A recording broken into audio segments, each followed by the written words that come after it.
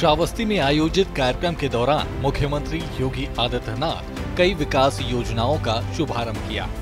करीब 510 करोड़ रुपए की लागत से बनने वाली ये योजनाएं लोगों की सुविधाओं को बढ़ाने और बुनियादी ढांचे को मजबूत करने के लिए है।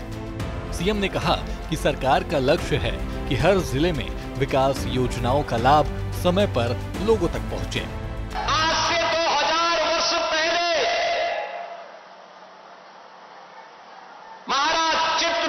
चंद्रगुप्त मौर्य के समय श्रावस्ती भारत की आर्थिक गतिविधियों का केंद्र बिंदु था।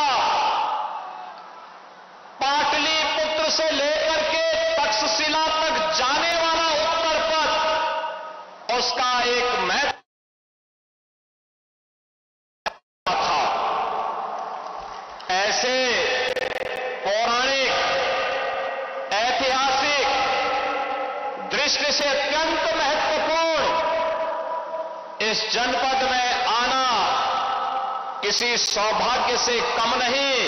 और जब आए हैं तो शारदीय नवरात्रि और विजयादशमी का उपहार देकर के भी जाएं, यह अत्यंत महत्वपूर्ण है।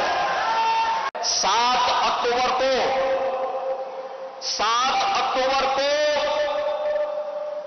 भगवान वाल्मीकि की पावन जयंती है। इस अवसर पर उन्हीं के आश्रम में हम घोषणा कर रहे हैं कि 7 अक्टूबर को हम प्रदेश में छुट्टी का दिवस रखेंगे और हर देव मंदिर में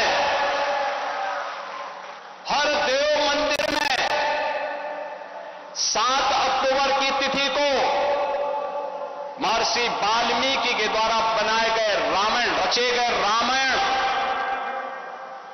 का अखंड पाठ का भी कार्यक्रम होगा, जिसको प्रदेश का पर्यटन और संस्कृति विभाग आयोजित करवाएगा।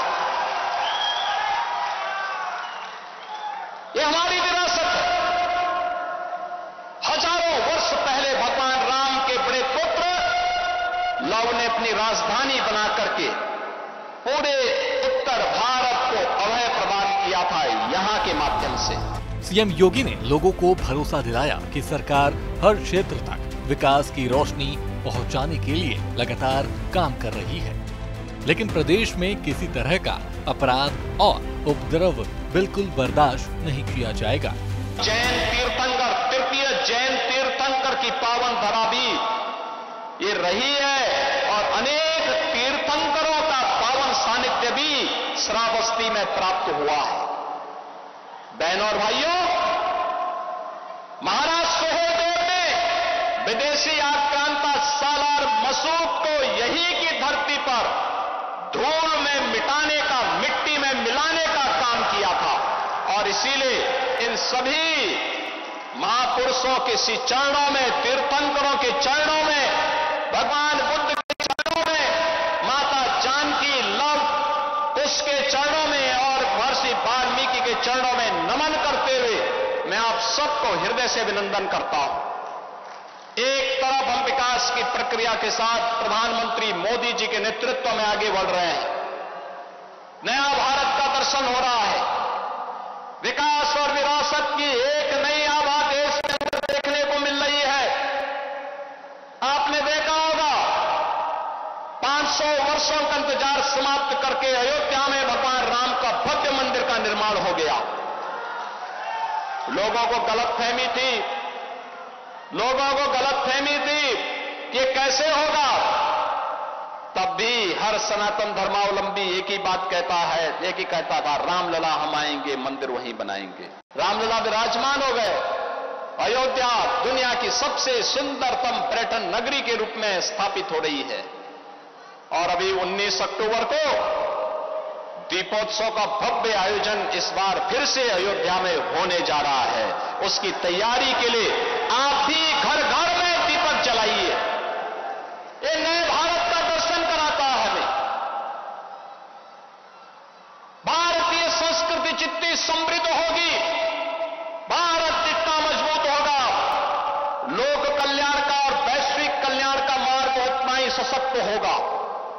आज प्रधानमंत्री मोदी जी के नेतृत्व में ये नया भारत दुनिया को यही संदेश दे रहा है। लेकिन कुछ लोग हैं जिनको शांति अच्छी नहीं लगती, कल्याण अच्छा नहीं लगता,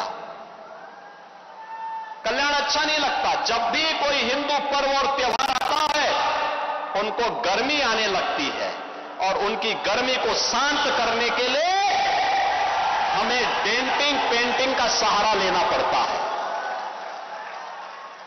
बहनों और भाइयों, आपने देखा होगा महापुरुष किसी भी परंपरा में हो उनका सम्मान होना चाहिए। आस्था अंतःकरण का विषय है, प्रदर्शन का विषय नहीं हो सकता। तो श्रावस्ती के लोगों को मिली 510 करोड़ रुपए की विकास परियोजनाओं की बड़ी सौगात। मुख्यमंत्री योगी का कहना है कि इन योजनाओं से न केवल स्थानीय लोगों को फायदा होगा, बल्कि क्षेत्र के विकास की रफ्तार भी कई गुना बढ़ जाएगी। ब्यूरो रिपोर्ट, सूर्य समाचार।